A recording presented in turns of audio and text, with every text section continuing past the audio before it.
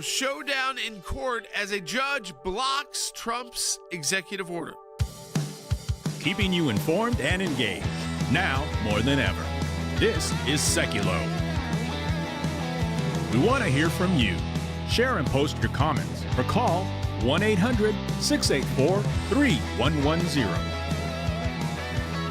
And now your host, Jordan Sekulow. All right, folks, welcome to Sekulow. Well, no surprise, as these executive orders were starting to be signed by the president on day one of his presidency, nearly 200. Now, some of those executive orders, when you say 200, one order may have removed 78 different decisions by the Biden administration, but a lot of executive orders and plenty that are on the target list of the left. So we saw the first target is on birthright citizenship and this debate about what does this mean under the Constitution when you look at both the qualifications for President of the United States, where you see this kind of natural-born citizen language, and then look at the 14th Amendment, these amendments that were put in place post the Civil War to make sure that black Americans were able to become U.S. citizens, and the language that is used there. And so there's this interplay.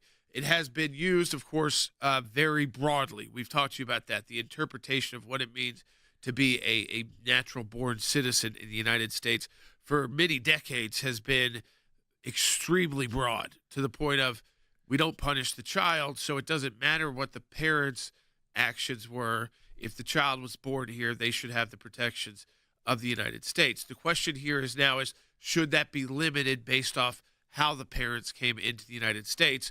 This judge, this is the district court judge, has put a TRO. Now, it's not, that doesn't mean that this is on hold indefinitely. What this means is now that parties have time to prepare a briefing. Here's the tough part about this case right now for the Trump administration. Let's just talk honestly. Pam Bondi is not yet the Attorney General. Her deputies are not in place.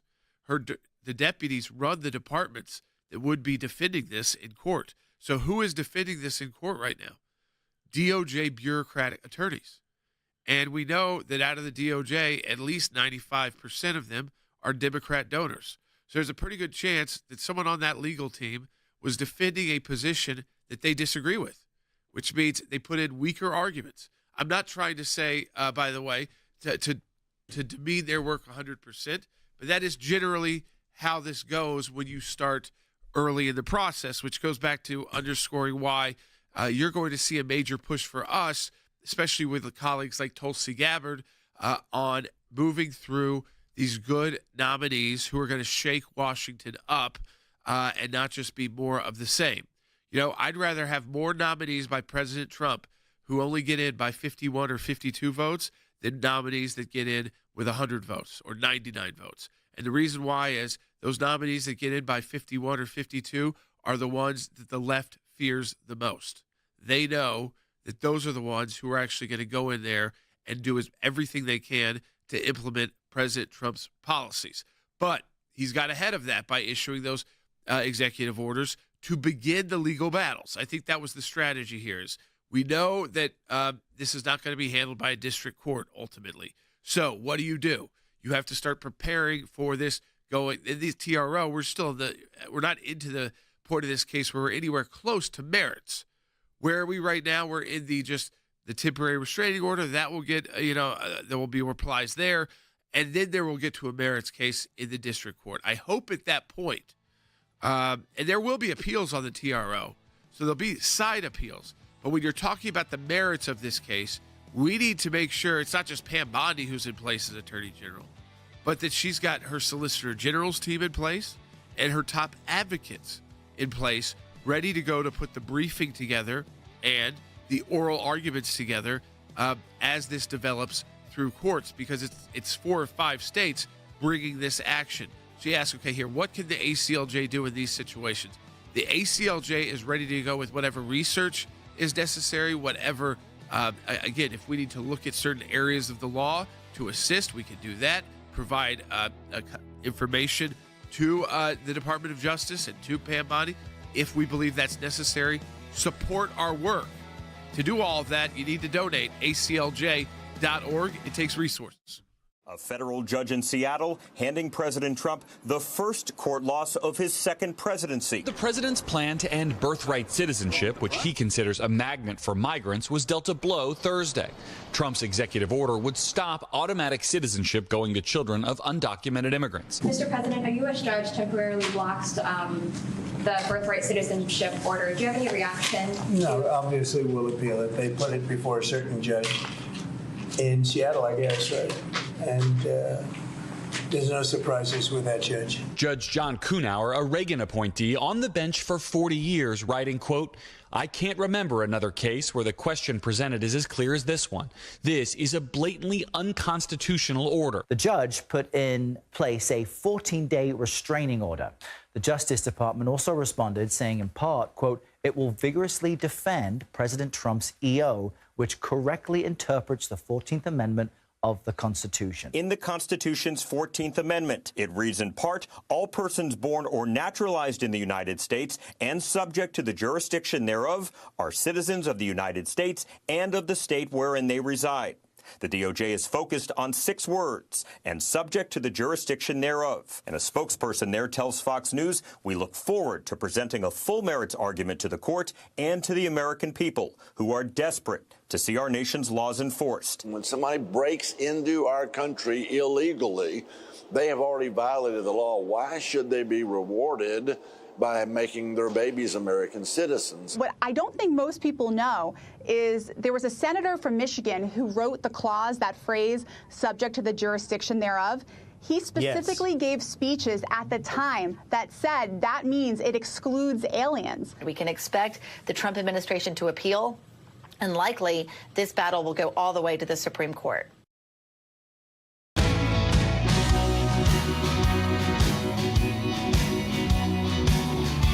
All right, welcome back to Sekulow. We are talking about the first legal action out of these executive orders, of course, was on birthright citizenship. No surprise there. It was an easy one to get into court quickly because there are people that are pregnant now who might have, temporary work visas and are about to give birth. There are people who are here legally but not permanently. It could be on various H-1B1 visas where they are, if they're brought in for tech companies and places like that. And so they've got a question then about, what is my child's nationality when they are born? Is it mine? Do they have both? And under the current kind of interpretation, it would be both. If you want to take advantage of your child being born in the U.S., you can do that. You don't have to. But you can, and of course, in your home country, that you would get that citizenship as well because of your parents' citizenship. I want to go right to Harry Hutchinson because Harry, this was one that when legal scholars started looking at, we knew it was going to be one that would definitely head to courts because there hasn't been a clear definition out of courts really since the 1800s. There were some cases about what exactly the interplay between the birthright citizenship and the natural born citizen clause in Article 2 for the president who can run for president in the United States, and then the 14th Amendment, which granted wide U.S. citizenship to those who previously, mostly who were slaves, who previously were not treated as citizens of the United States. So there's these double interplays within our laws and in our Constitution. I think you're precisely correct. And so one of the places to start is with the objective of the 14th Amendment. The objective of the 14th Amendment was designed to deal with the status of former slaves. And secondly, we should consider the legislative history attached to the 14th Amendment, Section 1. And if you look at the legislative history, there is a clear and unmistakable argument in favor of Donald Trump's position. However, I think if you look at the weight of current legal authority, there is a clear counter-argument to the president's position. And so ultimately, this issue will have to be decided, I think, by the United States Supreme Court.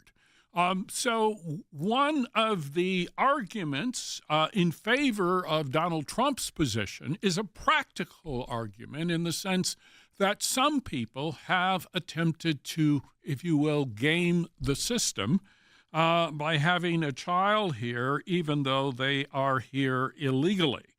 But in reality, individuals that are in this country fall into 3 or 4 categories.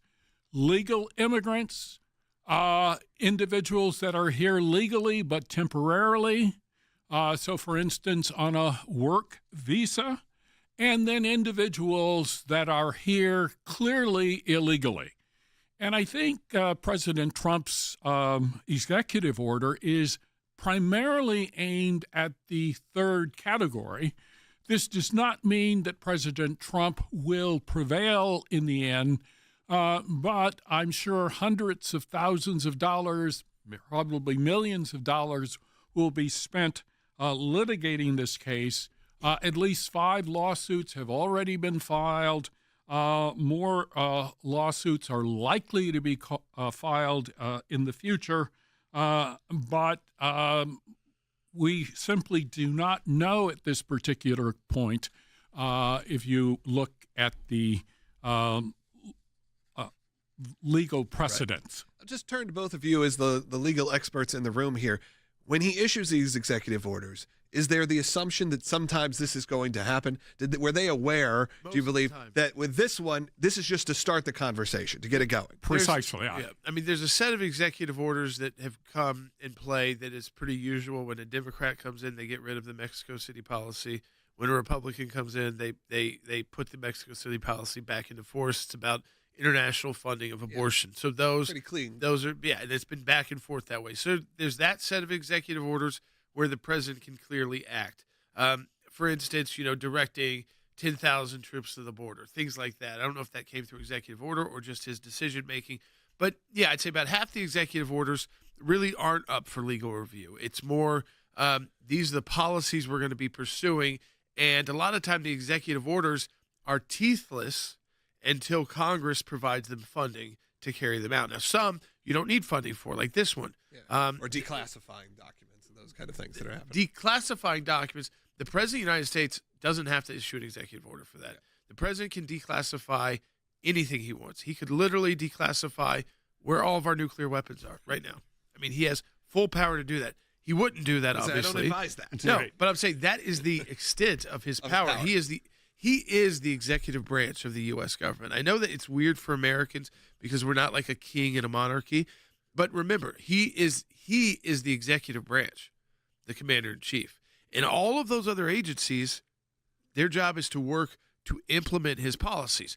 The difference between us saying that and the rest of the world that does not have elective democracy is that we have 2 other branches of government to check that power. So it's not like being a monarch in the sense that I decree executive order and that means it goes into force. Sometimes it just needs money or else it can't be enforced. Sometimes it's going to be challenged in court. Other times it's very easy policy decisions that have been that are easy to do, like the Mexico City policy. Well, and Jordan, if you look at this is just one that's already had some sort of legal action. It's the most controversial one probably issued on day one. Right, but I mean, our team at the ACLJ has already been putting together lists, analysis of the executive orders, ones that have current lawsuits, ones where we assume based off of just what the reaction is and the nature of it that there will be litigation coming soon.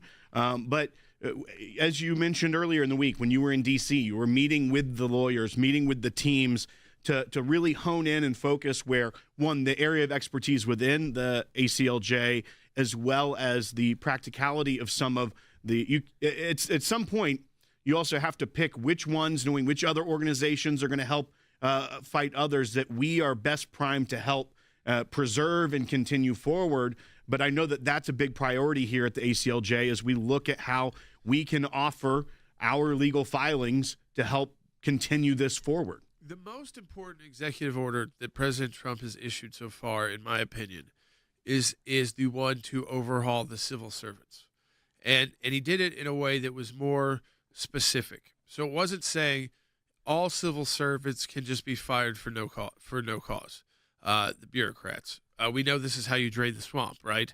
So what he did and what they did in the language was say that if you are a non-presidential appointee who are a policymaker, though, so you're a career policymaker in the federal government, that you are not going to get the typical protections employed by civil servants and can be fired at will if you are unwilling or even going a step further and putting roadblocks in place to implementing the president's policy, so that you're not, even though you might be a civil servant because you aren't a presidential choice, because you have a role in policy making, if you are not going to implement that policy just as strong as the political appointee. So if you're someone they know is going to try and undermine or already is undermining, that they can remove you or fire you. They can remove you to a different position that doesn't have policy-making abilities, or even remove you from the job itself. And there's all that interplay of, well, can you actually fire them, or is it easier just to move them?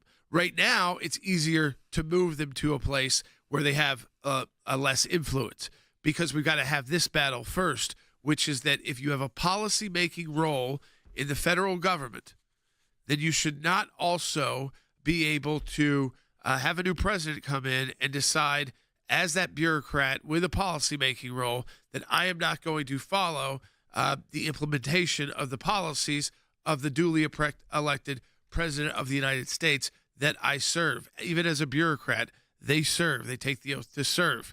And so this would make it easier to remove those. To me, when you're talking about the bigger issue of draining the swamp so that when these cabinet members get into their positions, they can actually get the job done, that is key. This civil servant reform is so key to so many conservative efforts when you're not just talking about one issue, but you're talking about changing Washington, D.C. and the way our federal government works for the better. Support the work of the ACLJ. We need you to donate at aclj.org. We've already seen the lawsuits start coming in on President Trump's executive orders. They're flying. It's fast. It's furious. Our team is on it. They've got it against DOJ, which is interesting, too, because it's just really an advisory committee, which the president is allowed to set up. We've been meeting, again, with our senior legal teams to figure out where to go first, but we need your support. Donate today, aclj.org. President Trump has now announced through the administration that we are looking at putting in an additional 10,000 U.S. troops.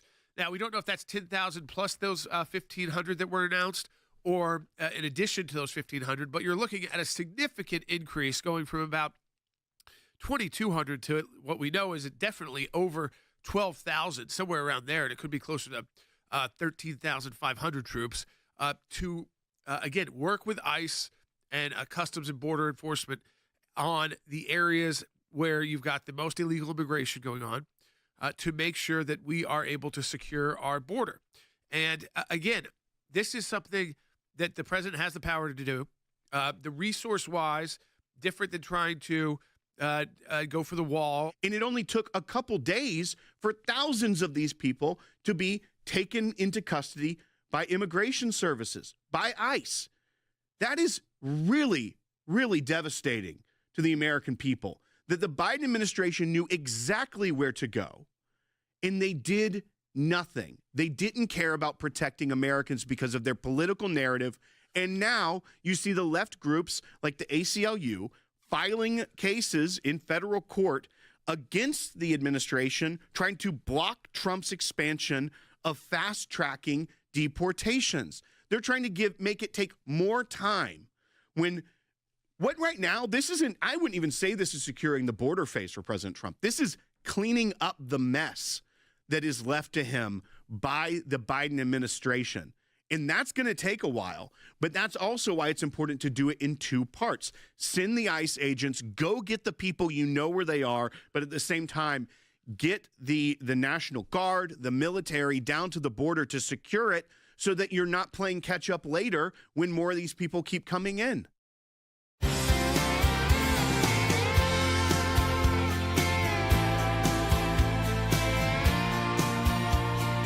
All right, welcome back to Sekulow. As you know, we are taking your calls too. There's a lot of things I'm sure you'd have questions about, because when this starts, when the lawsuits start flying and you go from issue to issue, we certainly want to make sure that if, as you're listening or watching the broadcast, that you are understanding the points that we're making and understand kind of how we're analyzing this for you. So I always want to make it clear that we're in this situation where we're on offense if there's no bad questions to ask us, so that you then can go out to your friends and family and talk to them about these policy positions in an educated way, and not just hearing the 2 minutes on TV of two different people screaming at each other about why it's wrong or why it's right.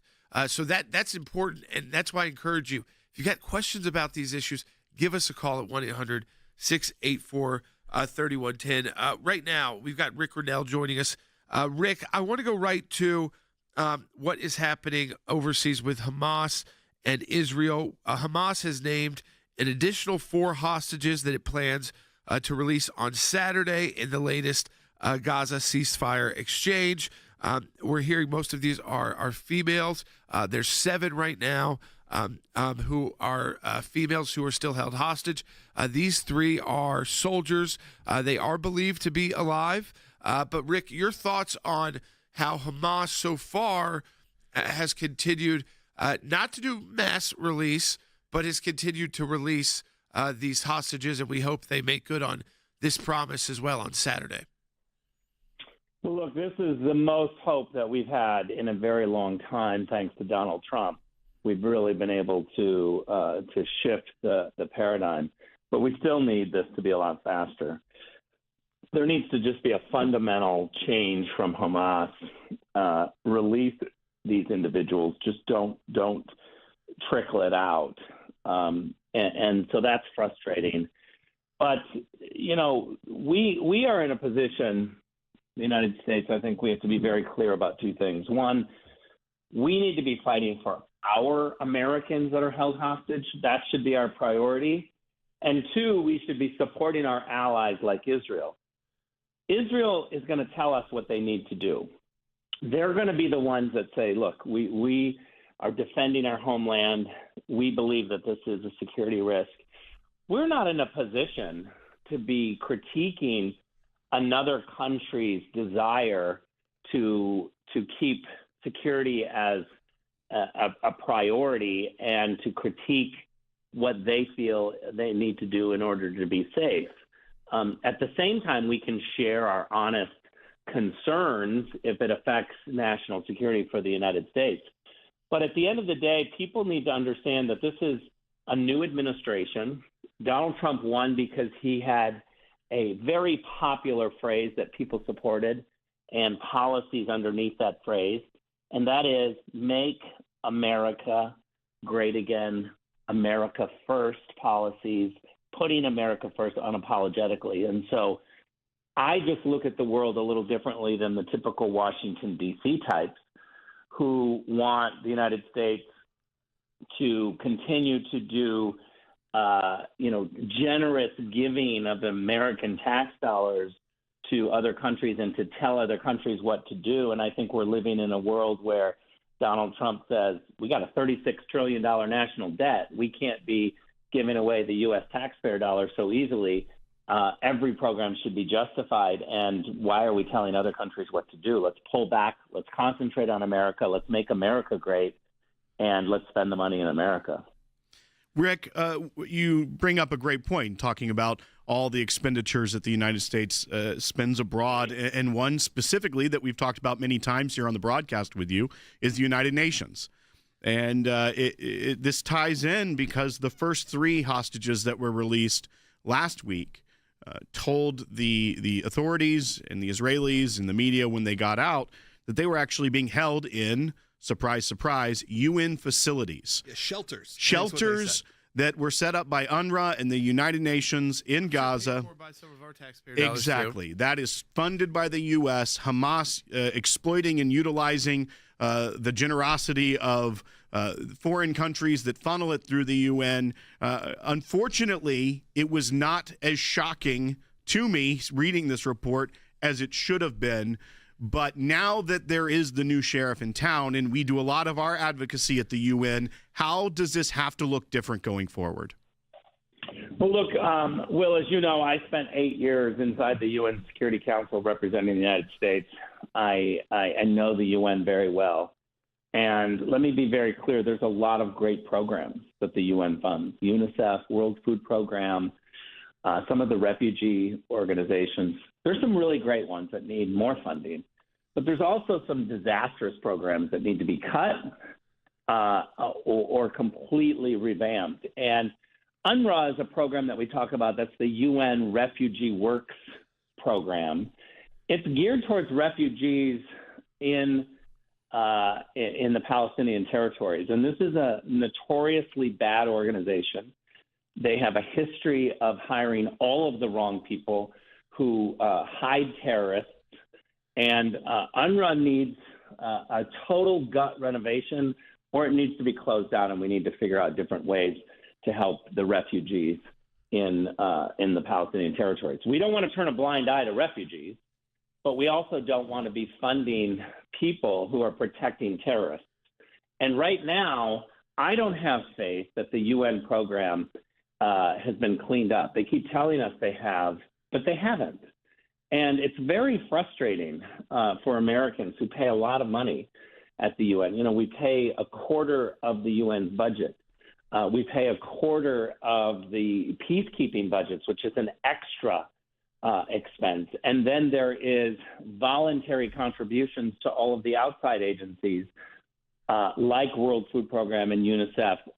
That's not under the assessed contributions that every country has to make. So it's a behemoth organization, and Elise Stefanik is going to have her hands full to get in and figure out which programs work and which programs don't. I am not an advocate for, and this is controversial within Republican circles, but I am not an advocate to say just tear down the UN and get rid of it. I actually think there are programs there that are good that can save us money because we're only paying a quarter of the bill on, say, the World Food Program. Well, we pay almost 50% of that. But we're saving money when we can bring the world together to take care of refugees and humanitarian crises. It also helps us because then those individuals aren't racing into America. They're staying in their region and they're being fed and housed, and we're trying to fix the problem so that they don't become refugees inside America. Yeah, I mean, Rick, I think this could be a big discussion because the back and forth on is how do we get to that point with the limited amount of time we sometimes have, whether it's 4 years or 8 years, in trying to make those fundamental changes. And I think it's almost got to be something, and maybe just real quickly, Rick, in like 10 seconds, it's got to be something we can educate both sides on to say, you know what, if we're going to send our money there, they need to be doing the right thing. And that's not housing terrorist hostages in UN facilities. Yeah, you're exactly right. ACLJ is already doing this work. We've got the offices there. We're experts on it. Support the ACLJ if you want to have a thoughtful approach to these problems. All right, Rick, as always, we appreciate you being part of our team. Donate today, as Rick said, at aclj.org. And if you can, become a champion. That means you've chosen a recurring donation at aclj.org/champions.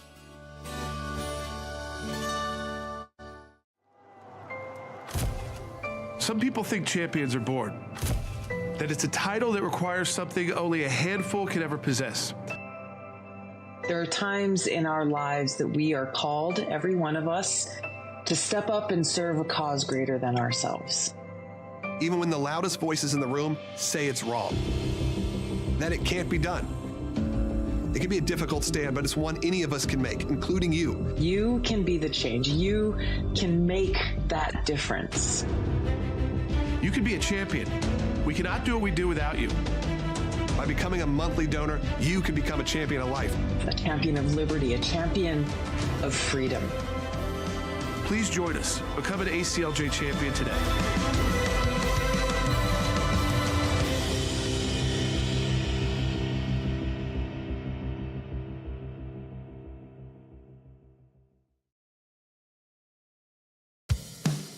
Keeping you informed and engaged. Now more than ever. This is Sekulow. And now your host, Jordan Sekulow. So we have talked about first on just kind of the executive orders and what we've got to make sure. How do we fight legally? We're looking at other executive orders as well coming down that our team is already preparing to engage. Now, the question will be at what level. There's the policy level that you can get out early, and then there's the actual legal level when these cases usually have to move past the district court stage. There's very few federal district courts in the United States that allow amicus briefs from outside organizations at the district court level. D.C. Sometimes does. They're the most likely to do it. But the others, you have to file something unique, and usually it gets denied. Plus, you know, however that goes, these cases are going on appeal, not just on, by the way, on the technicalities, but on the merits as well. And so that's when we really, again, our team is already preparing for both the technicalities and the merits. Let's go ahead and take this call. John in Virginia, I think, is asking a question that a lot of people want to know. John's watching on YouTube. If you're watching on YouTube, hit that subscribe button. We appreciate it. John, you're on the air. Yeah, I just want to know, how did this lawsuit get up to this judge in Washington in 2 days after Trump got elected? How does it go that quick? Sure, John. A lot of people have been asking that question, even members of our own team. How did this happen? How did it get to this point less than a week into President Trump's presidency? Okay, so the executive orders, they get filed, and executive orders do have a meaning. It's not like they just, some of them, I said, do need teeth. They need congressional funding to get done. Others, like redefining birthright citizenship, and then utilizing that to really make a big fundamental policy change. The question is, does that need legislative action? Could it potentially need constitutional action? And it's going to be something litigated. So you've got then attorney generals in these states who have individuals that under this law could be close to having children, and they just assert that they're citizens or lawful residents, even if they're temporary, and they're going to have a child. And as of 2 weeks ago, and for maybe even longer than that in the United States, maybe it could be 100 years. I'm not sure how far back it goes, but it looks like it goes back to around the 14th Amendment. So over 100 years that we've given this broad definition of birthright citizenship, right? So you go into court and say, listen, this has been the way the law has been interpreted. Here's how courts have interpreted it. Here's the addition to the constitutional part on the Natural Born Citizens Clause in the 14th Amendment, when American slaves were given full citizenship in the United States. And there's talk about that in the 14th Amendment. So you got that at interplay as well. So then it's not so hard to get into court because you've got citizens that would be affected by this very quickly. So you go into court. It's a temporary order right now. There will be briefing just on the temporary order. There will be appeals on those orders. And then ultimately, we will get to a merits case that will start there. But then ultimately, and I think on these big issues, likely end up at the U.S. Supreme Court. That is not every executive order. What we're looking at right now is the 5 or 10 out of those 200 that are basically ripe now or very soon for lawsuits. And that's what the left is doing. They are going to try and just just kind of overcome the Department of Justice as Pam Bondi is able to get her new team in when she's in as AG. A lot of those have bigger constitutional consequences. A lot more than, like I say, declassifying a document or doing what it be or signing this. The president has declassification power. Yeah, these are big deals that get done, whether you like them or not. This is kind of opening the can to the conversation. Speaking of which, I'd love to hear from you. 1-800-684-3110. Have your voice heard on the air today. If you're watching on YouTube or Rumble, you can also do that still. Give us a call, 1-800-684-3110.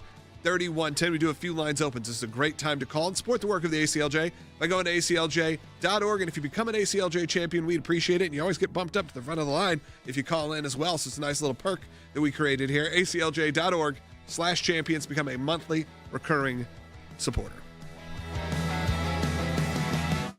President Trump's pick to lead the Pentagon is headed to a confirmation vote after clearing a critical test vote today with 51 Republican yeas. 2 Republicans, Senators Lisa Murkowski of Alaska and Susan Collins of Maine, sided with Democrats in voting against Hegseth. Pete's a very, very good man. I hope he makes it. I was very surprised that Collins and Murkowski would do that. And, of course, Mitch is always a no vote, I guess. Is Mitch a no vote? How about Mitch? Huh? You what? Let's see what happens. We've still got our eyes on a few more, like Mitch McConnell, who has said he would vote for this test vote, but unclear if he's going to actually vote come that final vote on Hegseth tomorrow. Tom Tillis is another who said he's doing his due diligence on Pete Hegseth. We will confirm him, whether it's Vice President J.D. Vance breaking a tie or with 51, 52, or 53 votes. We're going to confirm Pete Hegseth. Without a time agreement between Democrats and Republicans, Hegseth's final confirmation vote won't happen until late Friday night. A lot of people are going to be watching this. We expect that vote to happen maybe around 9 p.m. Eastern time here in Washington, D.C. And like you said, this vote of the final confirmation vote of Defense Secretary Pete Hegseth still faces some uncertainty. What would you say to some of your colleagues who have deep concerns about Pete Hegseth? No, vote however you want to vote. But listen, I think he's a very capable individual. Senators Collins and Murkowski have now said they will vote against Pete Hegseth. Are you worried about his confirmation and your reaction? No, and no surprises there. It's too bad. It's just the way it is. Too bad. If there are no more no votes at this hour and it's just Murkowski and Collins, that puts Hegseth on track to win that confirmation vote tomorrow and become the next Secretary of Defense.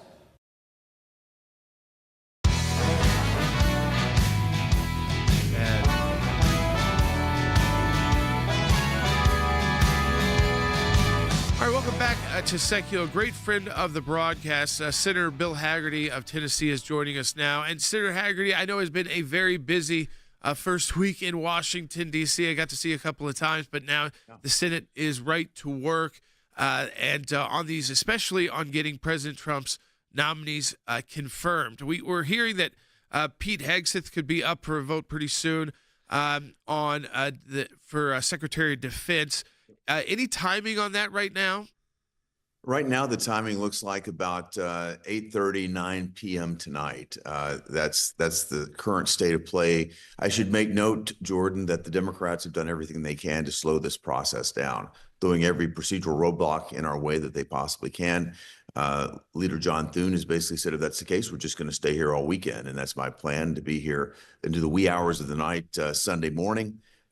Through Monday morning, we're just going to stay right through and keep doing this. The Democrats want to grind this out. It's their procedural ability to do that that is slowing down President Trump's ability to get at the problems that face our nation. And let's just step back for a minute and realize and remember that 75% of the American public felt that the nation was on the wrong track right before Election Day in November.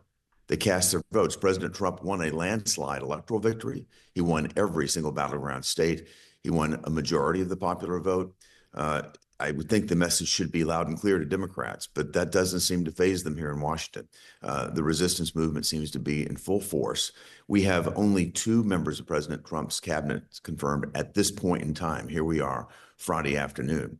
At this time, in his previous administration, the day one, he already had 2 members of his cabinet appointed. You look at President Obama's administration, a dozen members of his cabinet in the first 15 days. Joe Biden did better than this. They are really pulling out all the stops to try to frustrate President Trump here in his second term. And we know, Senator Hagerty, that when that is done, it takes that much longer for those departments to get up to speed because they don't have their directors, they don't have their deputies, which are also important, who have to get confirmed. And so you're going to have to rely on the bureaucrats to carry the weight of any kind of lawsuits that come in or policy issues that come in. And so you're not being able to rely on your team yet in these departments. You're waiting to get them there. You're relying on the federal bureaucracy, which we know is overwhelmingly not very supportive of President Trump's policies. Well, that certainly became clear to us in President Trump's first term. As you know, I served in his administration. The deep state is real. The frustration and the issues associated with that, something that President Trump has had 4 years to think about while he was preparing his comeback. And I think that the deep state bureaucracy is on notice right now that this sort of behavior is not going to be tolerated anymore. You've got a lot of people here in the Washington areas of the federal government who aren't even showing up to work, Jordan.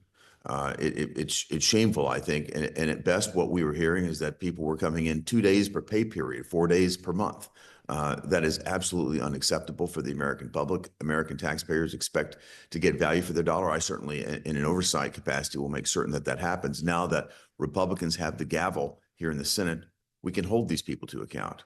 Yeah, I mean, we've had these bizarre stories, Senator Hagerty, where, you know, like someone gets contacted by the IRS, and maybe it's just a random audit, nothing wrong with that. But the person conducting the audit is definitely at home. You hear dogs barking. They're giving you fax numbers, and you're like, wait, I'm faxing you confidential tax records to your house? I mean, that's not even really how this is supposed to work at all. And yet, again, this is what this is normal practice as we speak today. Not like 3 years ago or 4 years ago when, you know, with COVID raging. This is what you're dealing with right now. If you're getting a call and you start working with any of these agencies, a lot of the times they're saying, well, can you send it to this email address because I couldn't get the full file on my work one, and can you use my at-home fax machine? I mean, it's very real what you're talking about, that, well, Washington, D.C. and downtown D.C., where the corporations are, people are at work, but the federal government, the largest employer in Washington, D.C., you look into those buildings and you see a lot of empty desks.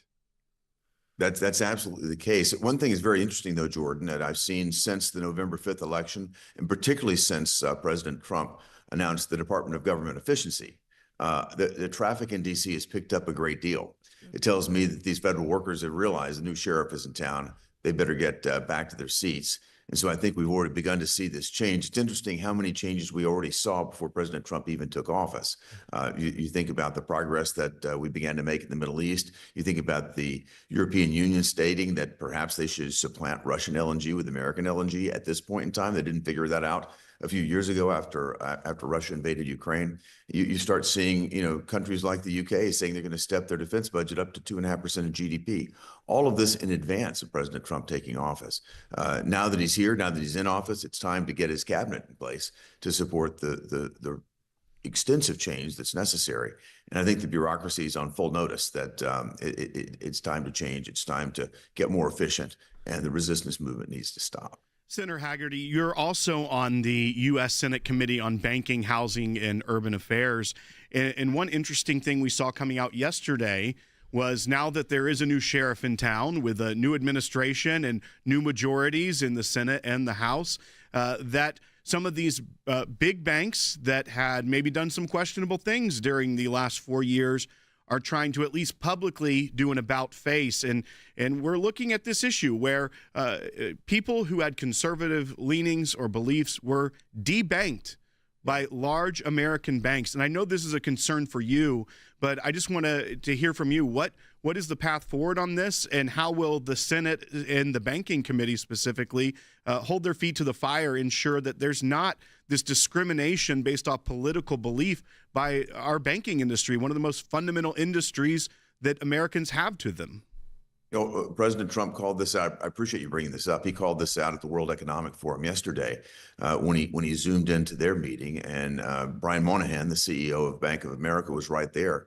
And he pointed them out by name, saying, look, you guys have got to stop this debanking. This goes all the way back to the Obama administration when they instituted Operation Choke Point. What we've seen under the Biden administration is just a renewal of this Operation Choke Point 2.0. But what you have are bank supervisors that might suggest to a bank that they're overseeing, that they're regulating, that there might be some sort of exposure to a particular industry, to a particular client. Even Barron Trump was not able to get a bank account. You think about Christian ministry organizations that have been debanked. I've talked to industry after industry that when they become, quote, politically disfavored, they suddenly become not a client of these large banks. That's got to come to an end. We cannot see discrimination in the bank supervisory regime. That needs to be cleaned up extensively. That lies within the OCC, within the FDIC. We've got considerable work to do at the Fed as well to make certain that we don't have political views permeate the regulation of our banking system. This needs to be the most open, the deepest, and the fairest banking system in the world. It has been. It should continue to be that way. Yet you've had Democrat activists and now bureaucrats get in and try to contort these systems to their own political ends. It's got to come to a stop. And now that we have the gavel here in the Senate, I was going to mention this earlier, under the Democrats, under Sherrod Brown and the Banking Committee, there was never any effort to hold the administration to account, to hold the bureaucracy to account. That's going to change. It is changing right now. You know, Senator Hagerty, for all the people watching the show right now, and for those listening as well, a lot of them kind of want to know, okay, President Trump's in, we've got the confirmations going. What can they do? And, you know, we've pointed them to some of the confirmations have been tougher and said, you know, call your U.S. senators. But is there a message that you'd want to send to them so that President Trump and you're able to get in the people that need to be put in place so the Republican Senate and the Republican House can work together with President Trump to start implementing these policies as quickly as possible? Because the American people, they voted for this. They worked hard to get President Trump into office, and now they want to know, what should I do now?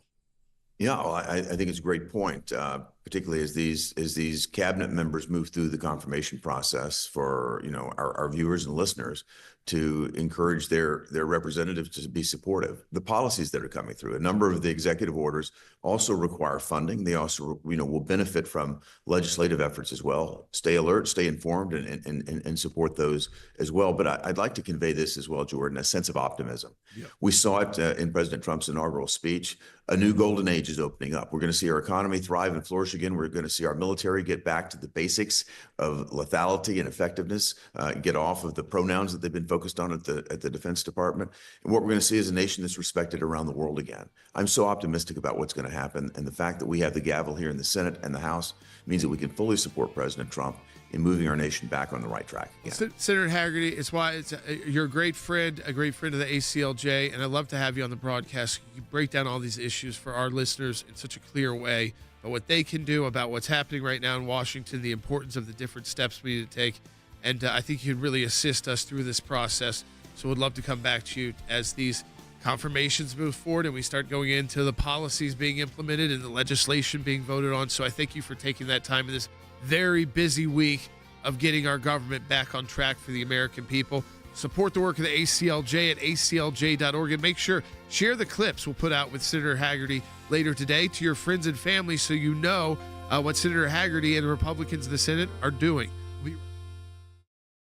This new year starting in tragedy. At least 15 dead and dozens injured after police say a man intentionally plowed his car into a crowd in the busy French Quarter of New Orleans on Bourbon Street. Biden's weak national security apparatus led to 2 deadly terrorist attacks on New Year's Day. We knew with the Biden administration, if you just gave it time, full term now, that you would see these returns happen. Biden's FBI has been wrong-headedly focused on prosecuting Trump and placing spies in supposed radical traditionalist Christian churches. We have to get the FBI and all of our other intel agencies thinking a different way, which is that it's not homegrown extremist white groups that are the #1 threat. I do not want to continue to see a rise of politically connected Islamic terror again in the United States of America, which means we have got to get the president's team confirmed. It is vitally important that the Senate quickly confirm President Trump's national security team, including our very own colleague, Tulsi Gabbard, as DNI. We're in court battling FOIA lawsuits against the DOD, DOJ, FBI, and NSA over misplaced priorities that endanger America. Our Government Affairs Office is mobilizing on Capitol Hill, but we must act quickly. Biden's deep state will be running all these agencies long after President Trump takes office, unless we get his national security team confirmed quickly. Take urgent action with us and join our demand letter to the Senate to quickly confirm Trump's national security team. The safety and security of our constitutional republic depend on it.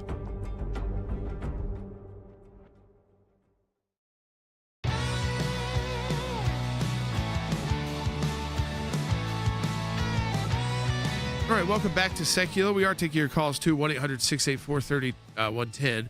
Great to have from our team Rick Rennell. It's great to have that relationship with Senator Hagerty as well, who, again, able to break down because of he was ambassador to Japan.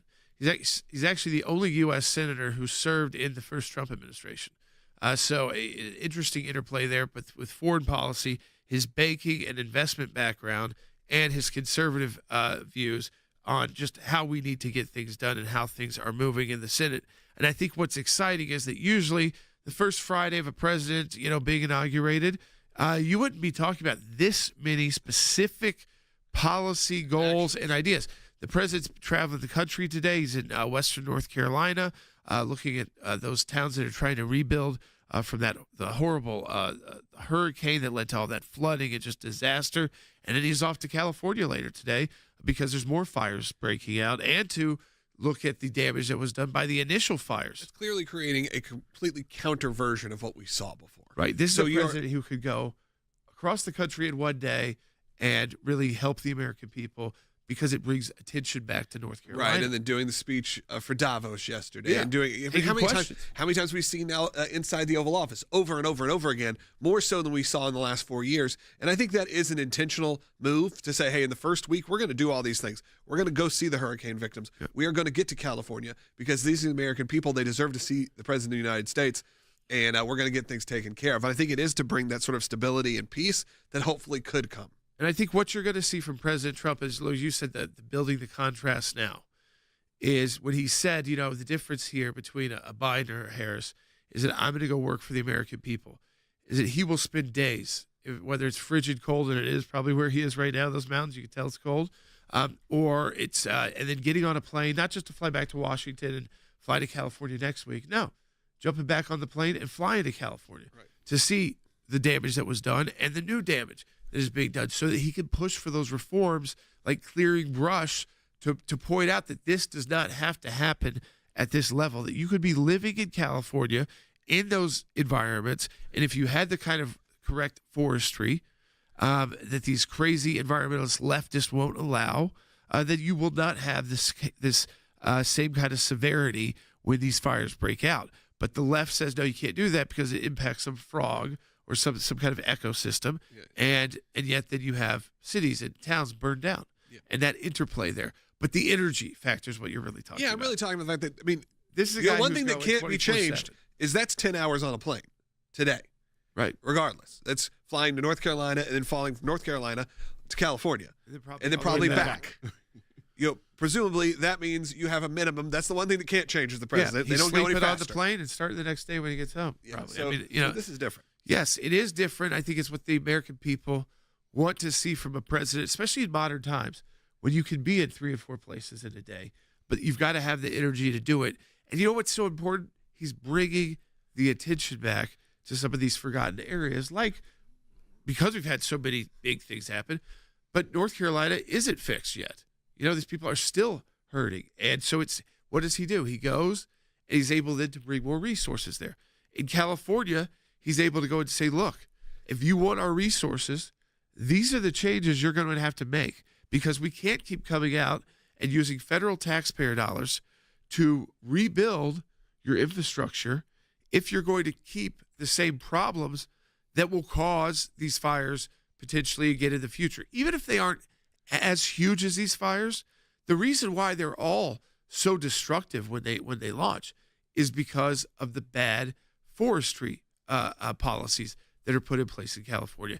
I just like to see the difference between a president who is ready to go out and see the people in the toughest situations and a president who basically, came out in Washington, D.C., would fall asleep talking to a world leader and had to have a printout card of who even to ask questions about from the media. Whereas Donald Trump, I think he didn't even know who was asking him questions yesterday from Davos. I mean, that was done electronically, taking questions from journalists from all over the world, and he's prepped, and he's not concerned, and he gets right through it, and he moves on. Yeah, and you haven't heard of really any big major blunders or mess-ups here in the last few days, which, again, for the amount of time he's actually spent in front of a microphone, it's pretty impressive.